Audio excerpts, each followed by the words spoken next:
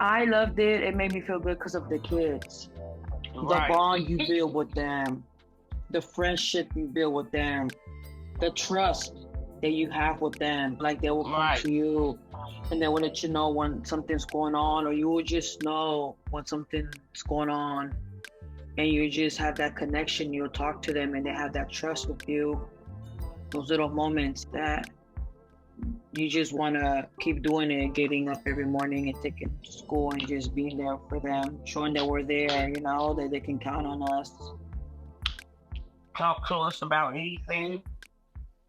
It should be fun. This is the Bounce Back Generation podcast. I'm Jennifer Dillon.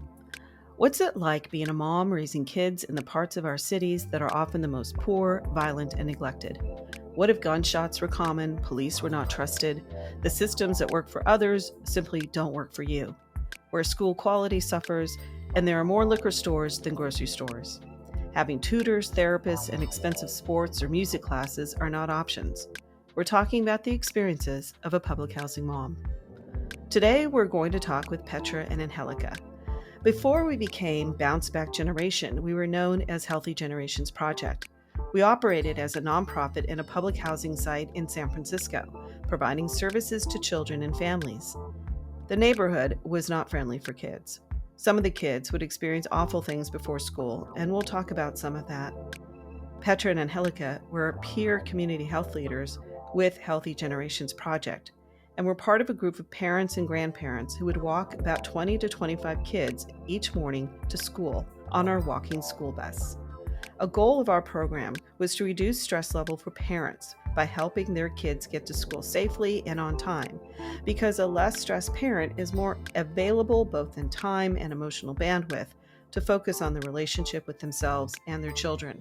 The walking school bus was also a way to establish close relationships between the kids and the community health leaders.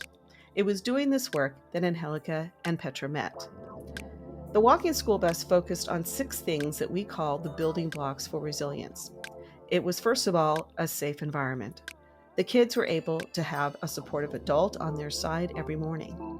The kids learned coping skills like self-calming exercises as they were ready to learn when they got to school. The walking school bus parents and grandparents also helped boost the confidence level for the kids. They made them feel part of something special as a school bus member, and finally, they gave the children a listening ear to hear their stories. So that's the 6 building blocks: protection, relationships, coping skills, confidence, belonging, and storytelling. A final thing to set up as you hear about their experiences doing the walking school bus every morning is there are coyotes roaming the streets of San Francisco in the mornings. You'll hear about Sassy. Sassy is Petra's beloved Chihuahua. And Petra and Angelica met on the school bus and became the most unlikely of friends, as they will explain. Now let's meet the ladies. Hi, Petra. Hi, Angelica. Thanks for being here today. Can you just tell everybody a little bit about yourselves and maybe how long you've lived at Petra Hill, which is the public housing site, for those who don't know, that we operated as Healthy Generations Project for about 10 years. My name is Petra and I live in Petra. I've been living here for like almost 20 years. Hi there, my name is Angelica. I've been living in Petra Hill for the past 10 years. I'm a mother of 3 boys, 2 high schoolers, and 1 middle school. What is it like raising children at Petra?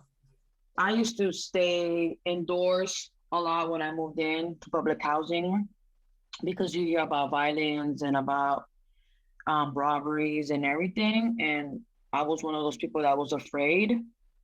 But then I guess after time, this job, Healthy Generation, like open up doors. When I used to go to work, the kids, they will come and pick up my kids, and I will feel a little bit safer. And you just get to know other people in the area. When you're so stuck, you don't know what's going on. And I was one of those people, but now I know more people, more friends, more outgoing. Oh, I like it. Other than the violence, I like it. It's peaceful to me because I don't like really be out there in the streets like that. But I will barbecue in front of my house or whatever. It's nice. You got a view. Other than that, the violence is all right. Is that because you had friends there, that you had a lot of relationships with people there?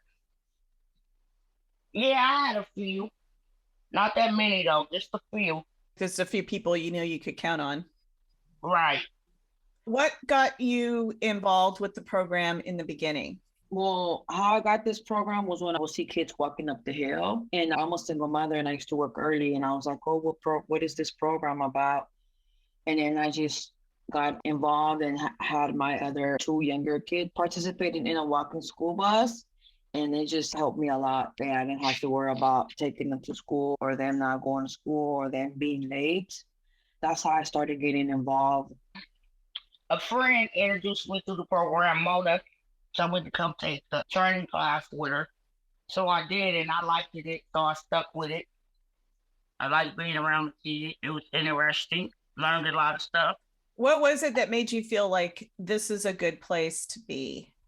I think you've explained, Angelica, that it helped you to just reduce your stress because you didn't have to worry so much about getting all the different kids to different schools and things like that. What else about the program made you feel that it was just a good place?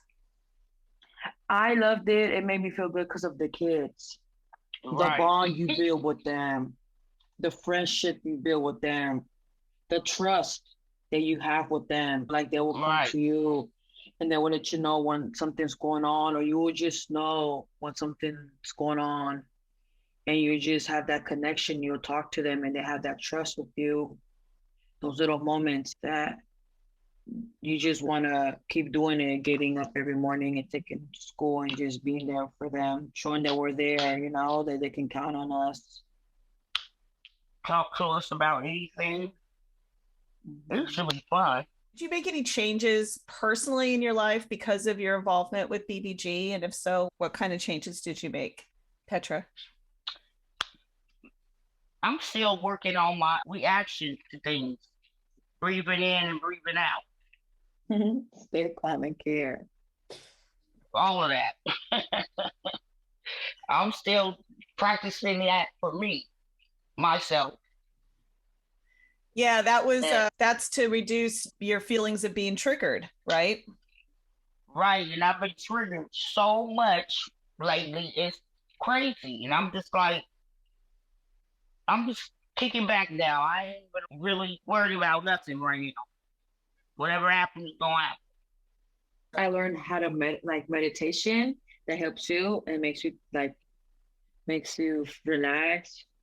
So do you practice now either some relaxation techniques, or do you meditate? Do you doing the breathing? Well, I don't do any meditation, but after I drop the kids off, I go for a ride by myself and just relax and put music and just do myself. Like I've been doing that every day now, and I don't feel like stressed because I have my one-on-one with me and I enjoy that. Let me just remind you of the 6 building blocks, and I want you to think back on both the parent-child activities and the walking school bus, and just think about what are the ways that the work that you did as a peer leader helped to bring these building blocks into these kids' lives. And I'm not saying that the kids didn't have any of the building blocks, but you certainly were able to enhance them. And what we know is that those 6 building blocks really help build up the resilience factor for children. If you can introduce those things into children's lives, they have a better chance of having a better health outcome, better social emotional outcome, better cognitive and learning outcomes when they have these 6 building blocks in their life. So I'm just going to go through them again to put them out there, and then you can think about how you felt like you were helping the kids have that. So there's protection. So that's protecting them from further stress and giving them a safe place where they could feel their feelings. And then also feel physically safe, of course, especially walking to school. The next is relationships, having to have a connected, bonded relationship with other people, someone that they can go to when they really need help or they're in an emergency. Coping skills, teaching kids how to handle things like anger and sadness and being able to express themselves, but in a healthy way. and to feel better in a healthy way. The next one is can do, which is giving them a sense of confidence in themselves. And then there's belonging. We all need to feel like we fit in somewhere and that we'd be missed if we weren't somewhere. And then the final one is storytelling, which is being able to talk about your feelings and your experiences and help process them with somebody who will listen. So what are the ways in which you feel like you gave the kids some of those building blocks? Trust, like they can trust and talk to me. I had that trust with them, like how to cope when they would be stressed, like breathe in and breathe out and, like stay calm. Yeah, it's all of that. Do you have an experience that you can think of or something happened where you saw that you had to bring those things into play? There was a kid that one day he was very angry. He didn't want to walk with us and he was just angry and angry. And me and Petra didn't know what to do. And we were just like trying to like have him. But then after we realized that he needed his time, he needed a minute to himself to get all the anger out. And we let him walk for a little bit. And then we just started talking. I started talking to him. And then after that, he just felt okay. And then after weeks passed by, he knew that he can talk to us. That, what, if he had anything, like any problems, he can just come and talk. So that was like kind of like a safe place that he can come and talk and express his feelings. And that's what people don't understand, is that if that child doesn't have the opportunity to have that moment before he goes to school, he's going to take that anger and those feelings to school, and then he's disrupting the classroom, or he's himself not learning because he's so distracted by his anger and so emotional inside. And then that's how it leads to kids not doing well in school. And so we blame. That's why we had to make sure that they didn't, if they came out the house with attitude, we gave them their space.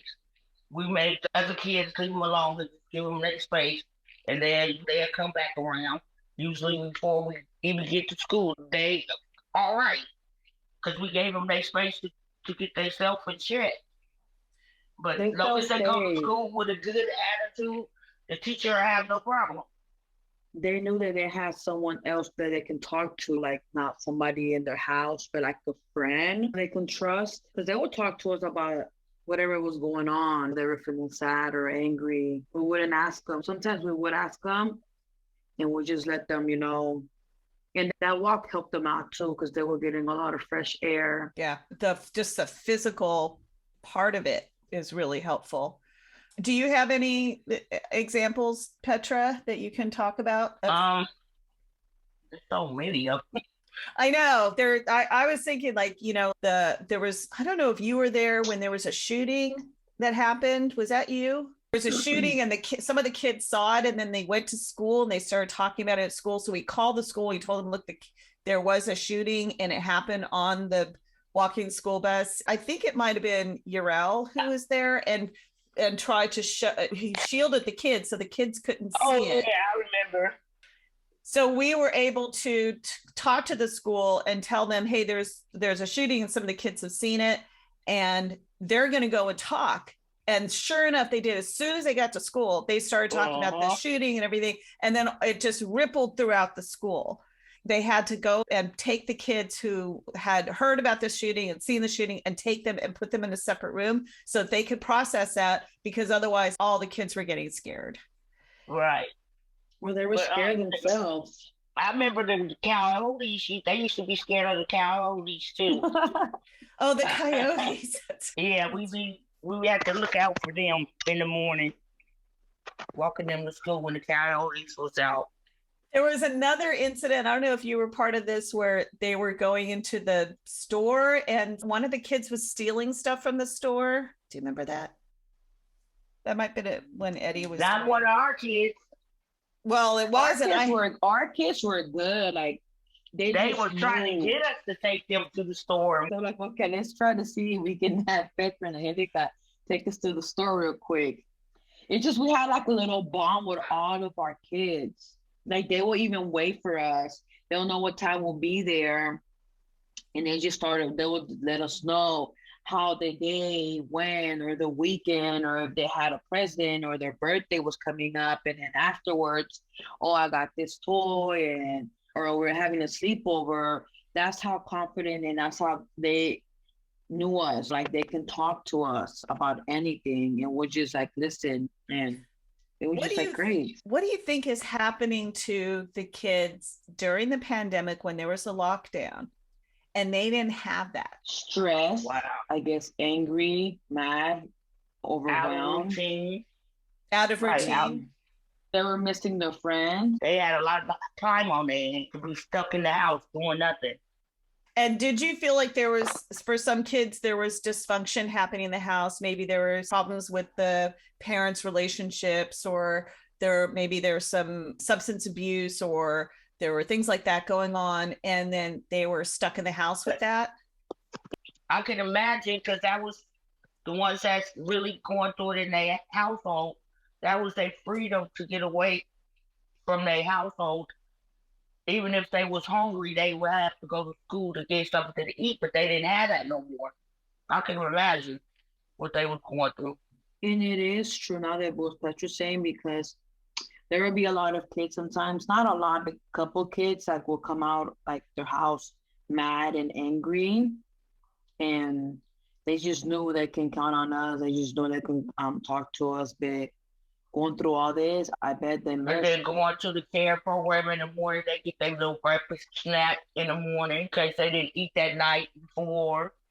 Or they will miss, I bet, that walking, because I was like walking, like it was good because you get that fresh air, that you got your blood flowing, you got everything, you're ready up, so you're prepared to start the day fresh. That walk was like, it was good even for me. It was Like healthy for me too. it was healthy for all the kids.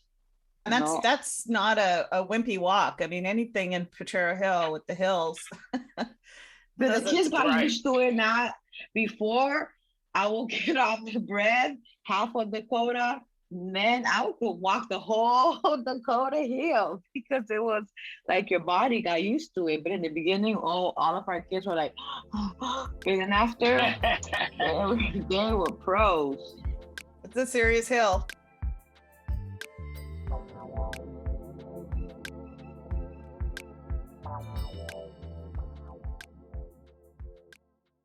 So I'm going to shift gears a little bit and talk about the one building block that I really want to focus on for the rest of our time that we're talking, and that one is relationships. What is the most important aspect for you for a relationship?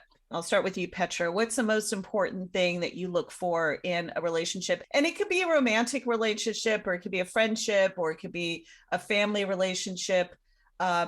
But you know what we're really talking about are those relationships that are really close, where that I think everybody needs to have somebody that you know you can reach out to, what I call your in case of emergency person. And that's not just, oh, my 911 person if I'm in the hospital, but that I'm feeling really bad today. I need to talk to somebody. What is it that you look for in that kind of relationship? Trust and honesty. You can't trust too many people, and people are not honest with you. And how do you test that? You will see. You don't even have to look for it. You will just see it one day. How about you, Angelica? What do you look for in a relationship? Yeah, someone you can count on, someone you can trust, someone you can hang around with.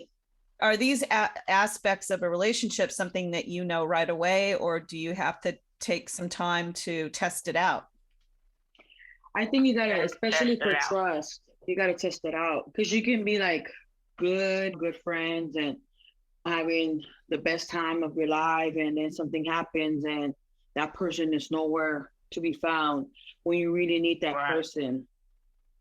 And that's how your trust breaks, the bond you had. That's how you really know a friendship is true or not. So can you talk about your friendship with each other? Did you guys Oh meet? my God. Me I and know. Petra is something else. Did you meet as community health leaders, or did you know each other beforehand? I used to see her with Mona in the dog.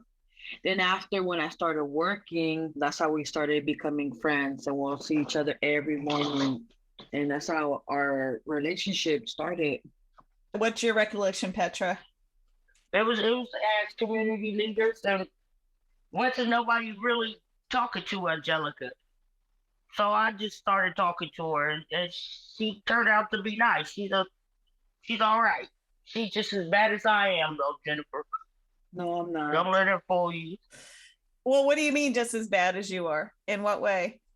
Because she said, because she say I'm crazy. She's crazy too.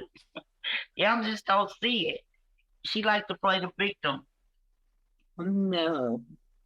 I guess he's trying to say that I look like a innocent kind of girl, like doesn't do anything, doesn't talk. That when you get to know me, it's something different. Yeah, because a lot of people trip off our friendship, but they don't see Angelica the way she talks to me sometimes. You know what I mean? It's all fun and play though. But they No, don't but see like how in the beginning, there was a little haters, like, oh, she's Mexican, she's gonna maybe why snitch you on talking to you. her like Why you that? talking to her? Latinos don't get along with blacks, and oh, don't trust her. She might, backstab you. All types of things. There's always like when you see somebody cool. They don't want me to see she's cool with that person. Oh, let me go hate on her. And look at we've been friends for 5 years now, and she doesn't have nothing bad to say. Oh, Angelica backstabbed me, or Angelica's talking about me, or me saying about Petra or anything. Not even like that. Even Sassy's involved in this too. You know, How is Sassy involved? because I like Sassy, like she's a tough cookie to crack in the beginning. I remember when I wanted to pet her or talk to her, Sassy come here or pet her, she wasn't having it.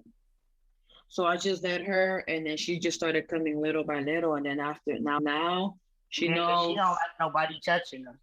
Now she goes with she like Petra's at the hospital. Like I stay with her in the room, and like she knows. She's those dogs are like that. They need to trust. They need to feel you. They need to know. You know. She got And that's lost what. one morning, Jennifer. She Oh got my God. lost. Yes. Yeah. Or you're doing the walking school bus. Wait a Oh my minute. God. You mean Sassy got lost? Yes, I Mhm. thought she was following behind me and she wasn't.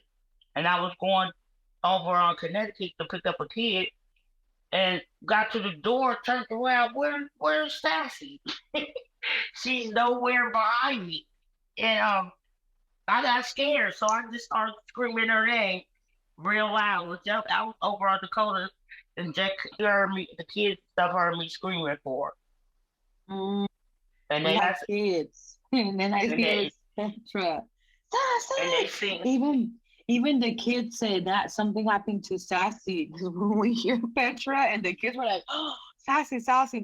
I just see Sassy coming down the hill by Connecticut in 25th, and she knew the route where we're going, and then I said, yeah, "Sassy, Sassy," looked at me, and she just she learned jumped, our and she route. was all happy. I think I remember you telling me that Sassy got lost. She got lost a couple Mhm. of times.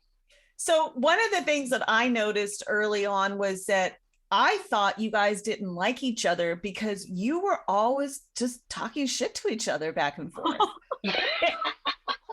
But we still That's talk what shit to each everybody thinks. other. But they don't see you talking smack to me though. Then You we guys still do. always see me talking to her. Yeah, you always seem Mhm. like you're the one who's being mean to Angelica. Right. Mhm. But then I've seen that That's Angelica just doesn't take it, and just tosses it right back to you. Okay. Even the kids will just understand and just be looking at us like, that. go again. And they will laugh at us too, you know? There are some people that if you talk in a way as you're first getting to know each other, and I'm sure there was a first time when someone said something to you, like you said to Petra, or Petra said it to you, Angelica, that you might have felt insulted, but instead were able to turn it around and turn it into a joke or throw it right back. And that's what I get is that, remember that idea of serve and return, where, like with kids, they say something to you and you react back and then they react back, and that's serve and return. But you do it in a way that feels like it's a connection not that it's an insult coming against an insult, another insult going back and forth.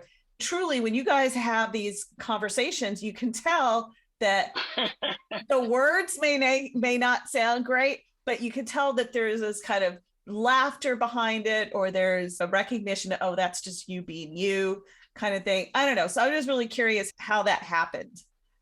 It was nothing offensive or anything like that. I never took nothing offensive what Petra would say. You know, just let her talk and let her say what she got to say. And then I'll just be, okay, Petra, what else? Keep going, you're the only one that understands. It wasn't mean. It was just you going off and saying. Right. She the only one that understands me. My tone and she ain't scared of my tone or nothing, because people take my tone for the wrong thing. That's my voice box. I can't change that. But then it gets serious as it gets. You know my tone when I'm serious. But yeah, she's not scared of that at all. Everybody be like, oh, I ain't gonna mess with her. Come on, I'm not mean. That's just my voice. It is true. Like, I wasn't taking anything like serious or anything, her tone. Like, I wasn't afraid or anything. Sometimes you have to let everything out. I was basically letting her let everything out and me just listening to her. So what's the best part of your relationship? What would you say is the best part of the friendships between the two?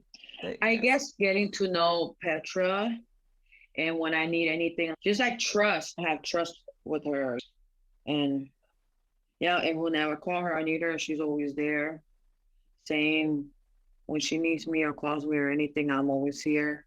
Right, vice versa. Because we give each other our space. We don't invade each other's space or nothing. So, and you're both very accepting of the other person. You just kind of take them as they are. No, Petra will not change nothing of me, because she loves who I am, and I love the way Petra is too. That's how we are. That's how our friendship grew, and that's how we love each other. The way we are, we can be ourselves. She ain't going to judge her. I ain't going to judge her. Right. That's how we met. And we're not going to change. Is there anything you'd like to say about relationships, the building block, resilience? I think you're both very resilient people. Talk about what you think resilience or bouncing back means. Yes, let me see. Resilience is that you can bounce back to any problems, that you can push yourself forward, that you can just motivate yourself and push through what's going on. That's how I learned. Don't give up. Right. Just push yourself, because you're the only one that's going to push yourself. You're the only one that's going to get out those problems. What I would love to see is that we have community health leaders inside the school. They should be there in the cafeteria. They should be there in the classroom. They should be there in the playground, to be that relationship that you were just talking about.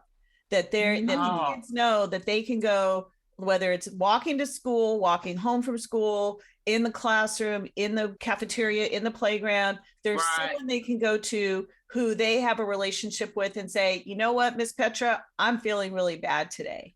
You know what, Miss Angelica, I'm having trouble with school and I don't know how to do this problem. That's what's needed. That's what I'm trying to do now that we're not at Petra. I'm trying to bring it back in by going in through the schools. Jennifer, I see that had that at Daniel Webster, but I see the teacher, I think it was one teacher or two, that were a little bit overwhelmed because there was so many kids and the space was so small. There was a lot of kids that need at least 20 minutes in that room, in that classroom, and talking to you or just being by themselves. They do need more things. They need more classrooms like that, more teachers like that. And someone to give them the building blocks to let the kids know, hey, you're protected, you're safe here. What is it that you need, especially if there's things going on at home, or if they're emotionally not feeling safe because they're being bullied. They need that relationship. They need to learn coping skills like the breathing you talked about, meditation, and how to avoid getting triggered, how to deal with your anger. They need to feel confident in themselves that they can handle what's going to come next. A lot of kids are just walking around scared. They need that can-do feeling and attitude. They need to know they belong somewhere, that, hey, this is my neighborhood and I belong here. This is my school and I belong here. And I'm going to be missed. If I'm not here at school tomorrow, they're going to miss me. And I want to come because I want to be part of this, right? And then storytelling, being able to tell her story to people who care and listen and say, yeah, that happened to you yesterday. Even if it was like I skinned my knee or my grandmother died. Either way, storytelling is so important for them. So that's what I'm trying to do. I always battle this. Oh, you guys just did this really cute thing where everybody walked the kids to school. It's like, you don't know how deep that relationship and what you guys did for those kids. It wasn't just you got them to school on time. It was so much deeper than that. Right. It is true. Because it was more than just a relationship. It was like someone that they can count on, someone they can trust.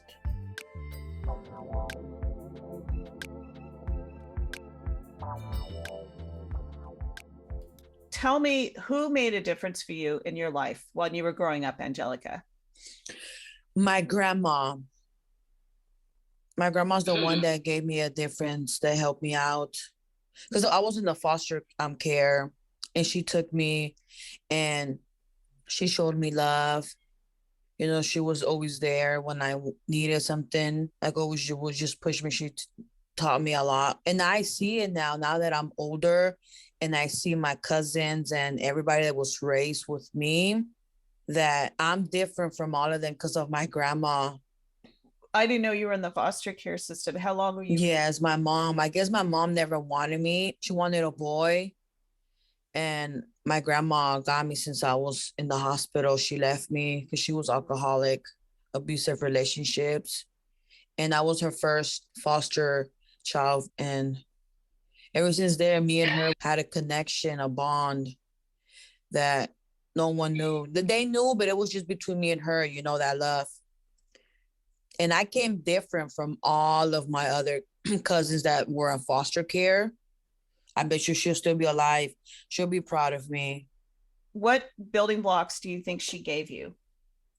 Trust, protected me. She gave me a place, a roof. She gave everything, the little things that she could. And she's passed on now? Wow. It's been 9 years. I didn't know that. That's a really important and beautiful relationship that you had. Mm-hmm. Because of her, I learned how to cook. Oh, is that right? 12, and I will see her cooking because she loved to cook. And I told her one of those days, and she's like, "Oh, you want to learn how to cook?" And I said, "Yes." And then she gave me something, and I cut it, and she was just amazed. Wow, you got something. She didn't tell me, but now that I'm older at that age, it was hard to do it. But I did it. You know how the cactus, they have pointy things and sharp and all that. I was like around 13, I remember. And she was like, all right, start doing this. And she showed me how to do one. And ever since then, that first one, I just cut it and I did it the same way. And she just like, she didn't say anything to me. We were like that. We're like that type of family that doesn't say anything or doesn't tell you that they love you or anything. But you can see how her eyes and her face was impressed. And then ever since then, like, she knew I was different from everybody. I was always helping her out to cook and do everything.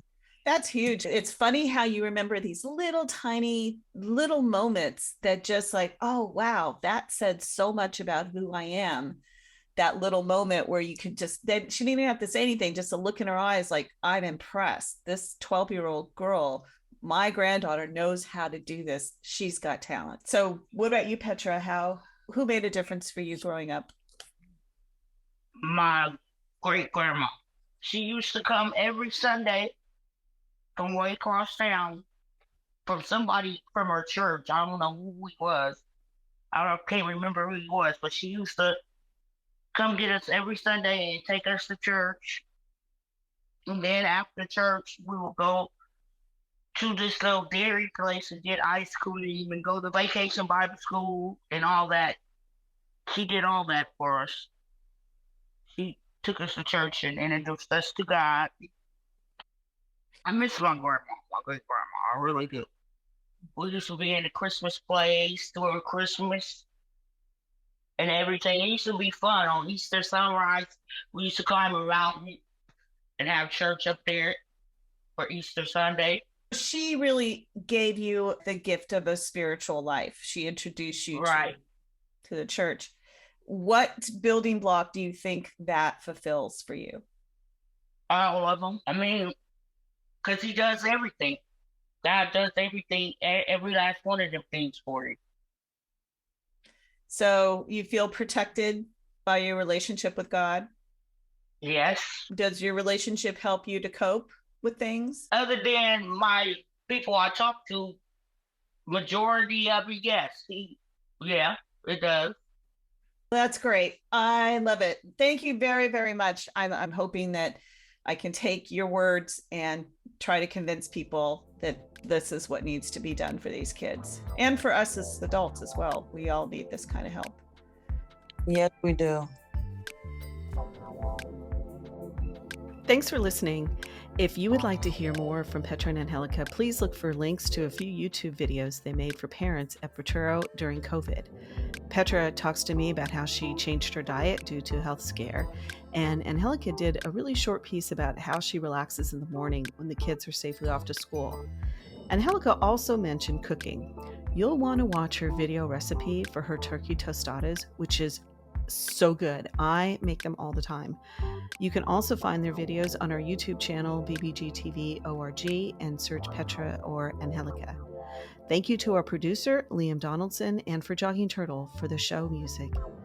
Join us for upcoming podcasts about policing and protection, growing up in foster care, and a new way for understanding and processing the grief of a loved one.